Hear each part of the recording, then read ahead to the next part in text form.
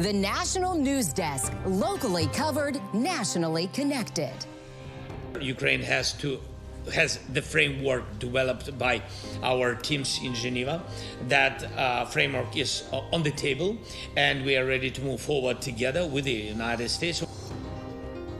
All right, we're talking about the possible peace plan between Ukraine and Russia, where things stand tonight. All right, and we are going to, let's see here, we are having some technical difficulties.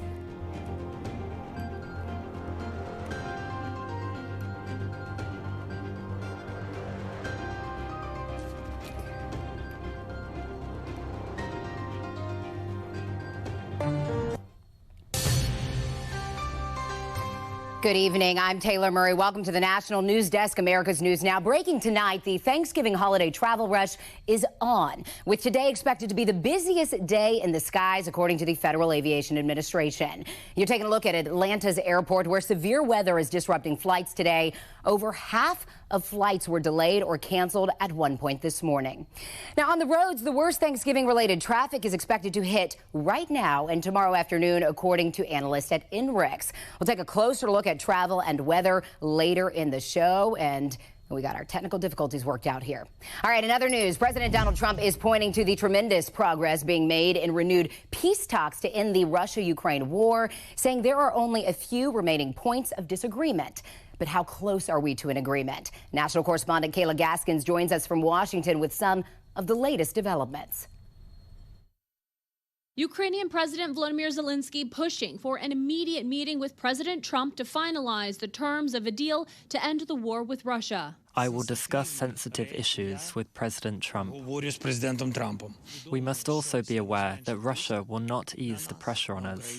Zelensky's chief of staff suggesting to Axios it could be symbolically significant to hold the meeting around the holiday while Trump is in Palm Beach. But Trump said Tuesday he won't meet with Zelensky or Vladimir Putin until the deal is final or in its final stages. In the last month, 25,000 soldiers have died. So I think we're getting very close to a deal. We'll find out. On Tuesday, President Trump said he directed Special Envoy Steve Witkoff to meet with Vladimir Putin in Moscow to discuss the agreement. Army Secretary Dan Driscoll will simultaneously meet with the Ukrainians. White House Press Secretary Caroline Leavitt saying they've made tremendous progress. However, there are a few delicate but not insurmountable details that must be sorted out, adding further talks will be needed between Ukraine, Russia, and the United States. At the end of October, U.S. and Russian officials met secretly, a meeting that led to a 28-point peace proposal. Critics slammed it as lopsided in favor of Russia. They were basically telling Ukraine to surrender to Russia and be vulnerable to Russian attack for decades to come. It included heavy concessions from Ukraine, including land, a cap on the size of Ukraine's military, and the continued exclusion of Ukraine from NATO. This past weekend, Secretary of State Marco Rubio met with Ukrainian negotiators. The result was a pared-down 19-point plan, more palatable to Ukraine. Of course, we're going to have to make sure the other party in this war, the Russians, agree to them as well. Russia's Foreign Minister Sergei Lavrov saying the amended plan must reflect the spirit and letter of an understanding President Putin and President Trump reached during the Alaska summit. In Washington, I'm Kayla Gaskins reporting for the National News Desk, America's News Now. Well, the FBI has reached out to schedule interviews with the 6 Democratic lawmakers who took part in the social media video earlier this week, urging current military members to ignore possible illegal orders. The members include Senators Mark Kelly and Elisa Slotkin, as well as Representatives Jason Crow, Chris DeLuzzi, Maggie Goodlander, and Chrissy Houlihan. President Trump called their video seditious. Meanwhile, Secretary of War Pete Hegseth has been posting and reposting comments on X directed towards the 6 members of Congress behind the video. 4 posts so far today, at least 3 yesterday. In particular, Secretary Hegseth has been going after former Navy captain and current Arizona Senator Mark Kelly, who's now subject to an investigation by the Department of War. Well, U.S. Immigration and Customs Enforcement continues to break records for the number of people being arrested and the number of those being deported. That more aggressive approach is playing out in public and also behind the scenes, as Christine Frizzau reports. The immigration crackdown by the Trump administration continues to be carried out on the streets and in neighborhoods, with new records being set in both the number of those detained and the number of those arrested, an average of about 1,200 every day. Under President Trump, we got rid of catch and release, right? Yeah. So everyone's talking about, oh my God, immigration, detention, skyrocketing, you have so many people in custody. Well, we're not going to just arrest someone to give you a chance to go out and do something again. And for more than 200,000 people admitted to the United States as refugees, most will need to be re-interviewed, according to U.S. Citizenship and Immigration Services, with the focus on those who came in between January 20th, 2021 and February 20th, 2025. The way I look at it is the last 4 years, we saw unchecked mass illegal immigration. What we are trying to do is kind of unravel that knot now. USCIS Director Joe Edlow says during the Biden administration, the program was being exploited. We have to make sure that everyone who is going through the process is telling the truth on their applications, first and foremost, that they are not a threat to public safety, that they are not a threat to national security. And you may remember scenes like this from 2023 of undocumented migrants spending days or even weeks in some U.S. airports. A brand new report just released by the Senate Commerce Committee alleges the Biden White House pressured Boston Logan, Chicago O'Hare, and at least 8 other airports to house those illegal migrants, despite concerns raised by airport officials. As far as its current immigration crackdown, ICE is deporting about 1,250 immigrants every day. Now, if that number holds, that would be more than 456,000 in a single year. I should say that is still less than half of the 1 million the Trump administration set as its goal. Taylor. As far as that goal, Christine, is there any indication that those numbers will be ramped up? So already the Trump administration has fired or replaced several top immigration officials because the White House sees the pace of deportations as still way too slow. And remember the passage of that big, beautiful bill? Well, there were millions of dollars in that legislation for ICE, immigration, and other border-related matters. I would predict 2026 could see those numbers shoot even higher. In Washington, D.C., Christine Frizzell, thank you. Well, we are learning more today about one victim killed in a weekend shooting in Los Angeles that also left 2 in critical condition. LAPD has identified the fatality as 22-year-old up-and-coming singer and Latin artist De La Rosa. The other 2 have not been identified. Investigators called the shooting an ambush-style attack as the 3 victims were in a parked car. Witnesses tell police that 2 males then fled from the scene. While a motive has not been stated, LAPD is now considering whether this shooting was gang-related.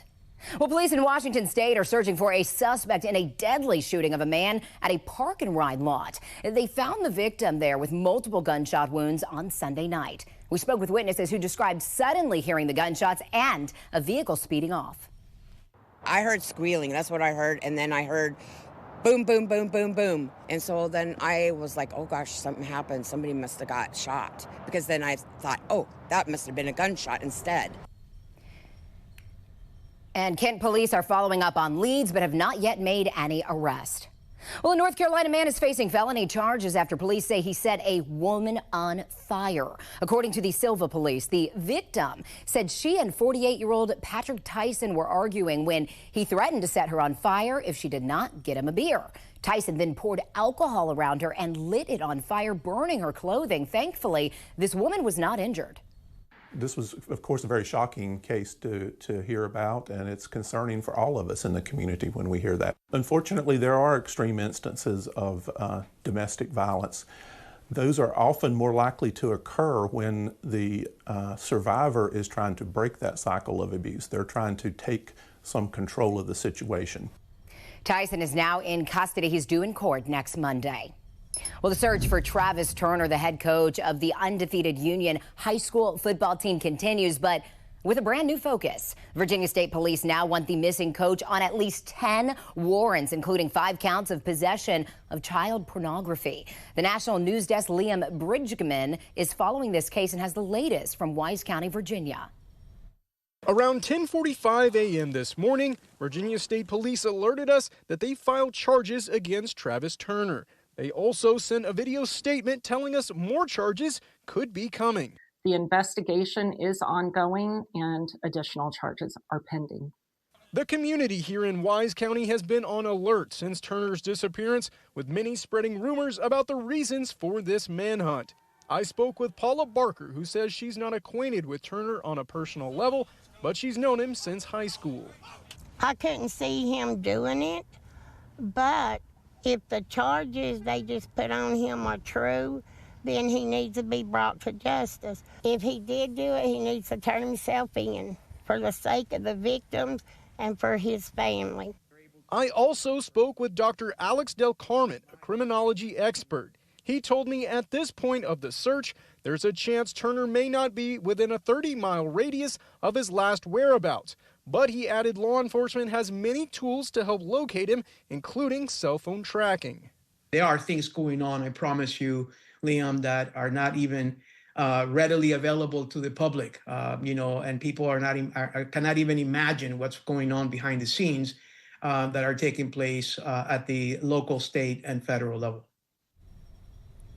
Coming up, the Southeast is under a tornado watch again, where a twister has already been spotted and who is now in the path for potential devastation. Then a mixed report on inflation, what the September numbers indicate about a possible rate cut coming in December. Plus, fixing Obamacare, where things stand on the ACA subsidies with the clock ticking down on a sunset provision. Stay with us.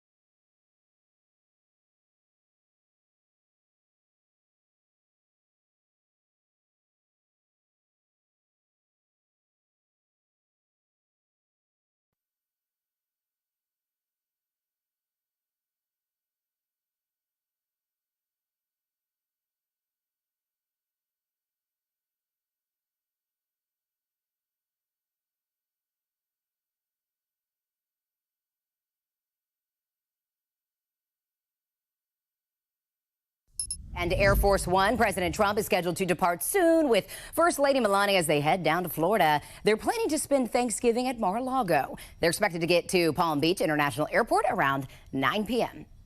Well, right now, around 70 million Americans are under alerts for severe winter weather or high winds as a storm system moves east. Moderate to heavy snow and gusty winds are forecast in the northern plains and upper Midwest today, and the upper Great Lakes tomorrow. Now, over a foot of snow is likely downwind from the snow belt of Lake Superior. Showers and thunderstorms are affecting parts of the south, southeast, and east coast through tomorrow, but drier conditions, thankfully, are expected by Thanksgiving in the central and eastern U.S. Meanwhile, tornado watches are also in place in much of Alabama and parts of Mississippi, and there's already been extensive storm damage in Jefferson County. Look at your screen here, including downed trees on buildings and blocked roads in Alabama today. This is crews in Texas began to clean up the destruction left behind by a tornado that tore through neighborhoods north of Houston yesterday, damaging more than 100 homes, uprooting trees also downing power lines there. More than 20,000 Texans were without power at the height of the storm. And all of this severe weather is putting millions of travelers at risk this week. Today and tomorrow are expected to be some of the busiest days of this year's Thanksgiving travel period, which the FAA predicted will be the busiest in 15 years. The FAA said airports will see the most Thanksgiving travelers today, followed by Sunday. And at the Austin airport, one official explains how they're supporting TSA officers this week. We bring in staff that is across the campus, such as HR, finance, things like that are normally support departments, and they help out in the terminal. AAA predicted nearly 82 million Americans would travel for this holiday, significantly more than last year. And hey, good news for drivers, gas is cheaper than it was a year ago. According to AAA, the national average price of a gallon of gas is $3.05 today. Gas Buddy predicts the average cost will fall to $3.02 on Thanksgiving Day, and that would be the lowest Thanksgiving price since 2020. Wholesale inflation for final demand goods and services in September remained relatively flat at 0.3%, according to the latest information out of the Bureau of Labor Statistics. We received the delayed September numbers today, of course, because of the 6-week shutdown. October's report will most likely be canceled. Traders on Wall Street indicated they expect an upcoming rate cut after today's numbers, showing overall annual inflation remains at 2.7%. The Dow finished up more than 560 points on the day, pushing the index back over 47,000. U.S. consumer confidence, though, not as high, falling this month in the aftermath of the government shutdown. Now, the Conference Board says that the index dropped to 88.7 in November. That was down from October's revised total of 95.5. November's reading is the lowest since April, when President Trump announced sweeping tariffs on almost every other country. In other news now, 4 more suspects in custody in connection with last month's heist at the Louvre Museum in Paris. Prosecutors say 2 men and 2 women from the Paris area were arrested. Now, it's unclear what alleged role they may have played in that theft, which involved more than $100 million worth of jewels. That loot still has not been recovered. 4 other suspects were arrested back in October, but no charges have been announced. Cannabis use disorder affects around 30% of pot users, and it's on the rise. That's according to the Associated Press. That's when someone craves and uses marijuana a lot, despite it causing problems in their lives. One Stanford University psychiatrist says it's an addiction, contrary to popular belief. And the AP reports that marijuana legalization expands, fewer people are seeking help for their addiction.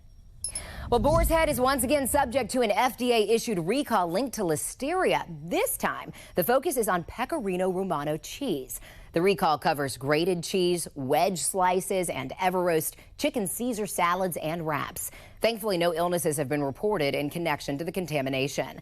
And of course, last year, Boar's Head recalled 7 million pounds of a variety of deli meats due to listeria contamination as well. That was connected to at least 10 hospitalizations and, 60 hospitalizations, 10 deaths across 19 states. Well, another set of remains have been handed over to the Red Cross by a Hamas-related militant group in Gaza. It is believed to be one of the 3 final hostages still held. 25 of 28 deceased hostages have been returned to Israel since the ceasefire took place on October 10th. We have reporters all across America in your community, and this is the Pulse of America. Tiffany Carlisle and everyone in her family have either attended BYU or will soon. And on Saturday, on her side of the stadium, they were enjoying watching BYU eventually beat the University of Cincinnati. But in another part of the stadium, an all-too-familiar chant was being said by some of the UC fans. It was the same chant that's been said by BYU opponents at their games before, like at their game against Oregon a few years ago. The Mormons! The Mormons! On Monday, the University of Cincinnati apologized to BYU. Carlisle says they still had a great experience and it was probably a small percentage of people. But she still hopes they understand what they're saying goes beyond trash talk. The trade war is making business at Blue Highway Games anything but fun and games.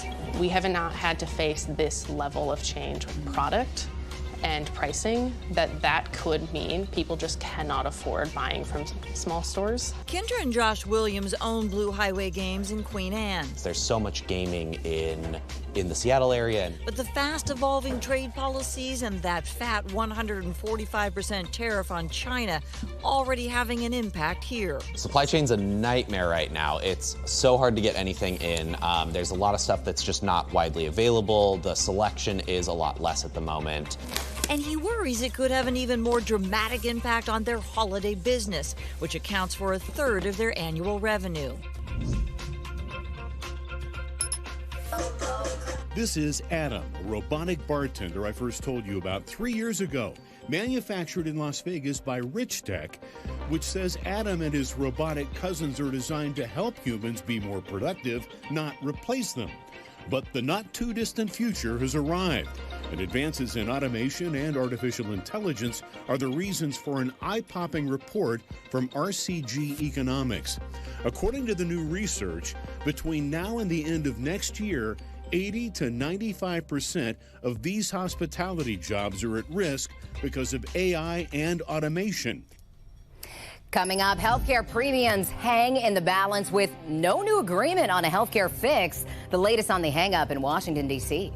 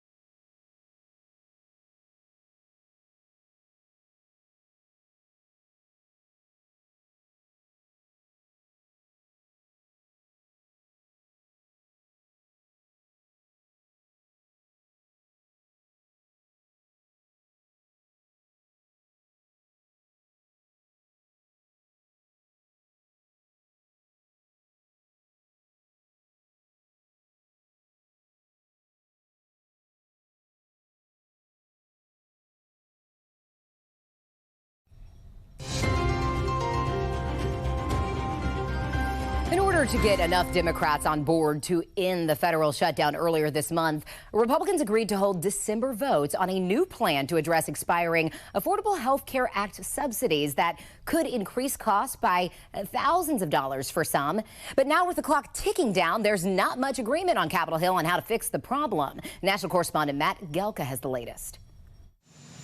The week started with the expectation the White House was going to present a new health care plan. The idea was going to address some concerns around expiring Affordable Care Act subsidies, but a Monday announcement didn't happen. He's very focused on unveiling a health care proposal that will fix the system. Sometimes you report things and then President Trump comes out with an announcement, and those things are not always true from what you hear from sources inside the building. The plan reportedly would have extended the expiring Obamacare subsidies for 2 years, as millions around the country are bracing for their premiums to spike.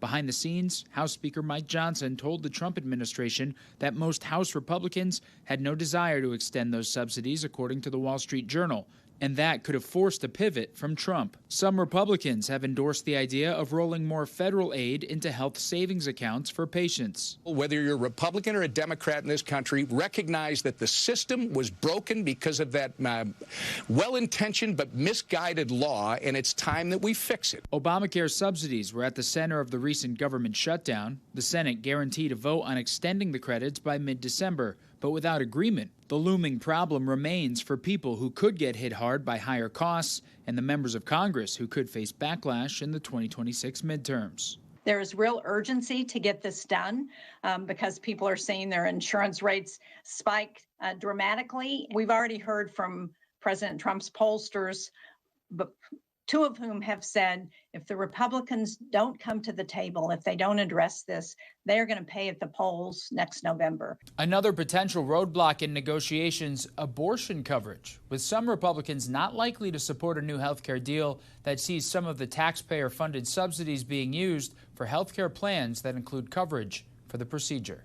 Reporting in Washington, I'm Matt Gelka for the National News Desk, America's News Now. Coming up, it is Turkey Pardon Day at the White House. What President Trump did to save 2 turkeys that no other president has done before.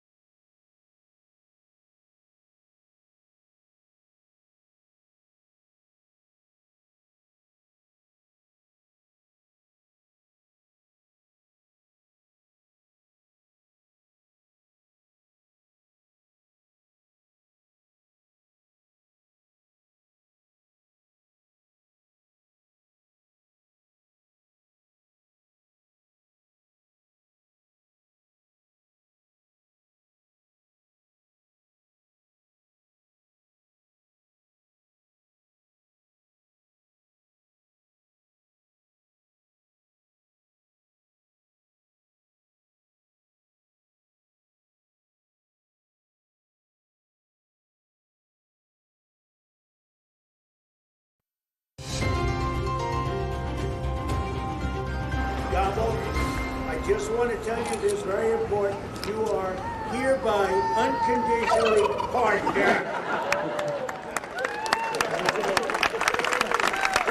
Perfectly timed gobble there, like a thank you. President Donald Trump and the First Lady taking part in the annual Turkey Pardon ceremony. Every year since 1989, 2 turkeys have been saved from a possible Thanksgiving meal. But the first pardon goes back to 1863. Before Thanksgiving was even an official holiday, President Lincoln, at the request of his 10-year-old son, Tad, pardoned a turkey presented to him, most likely for Christmas dinner. But this year, President Trump did something no other president has ever done before, and that's revisit the pardons from last year. He used an auto pen last year for the turkey's pardon. So I have the official duty to determine, and I have determined that last year's turkey pardons are totally invalid. The turkeys known as Peach and Blossom last year have been located, and they were on their way to be processed, in other words, to be killed. But I have stopped that journey, and I am officially pardoning them, and they will not be served for Thanksgiving dinner. That does it for this edition of the National News Desk. I'm Taylor Murray. Thanks for watching.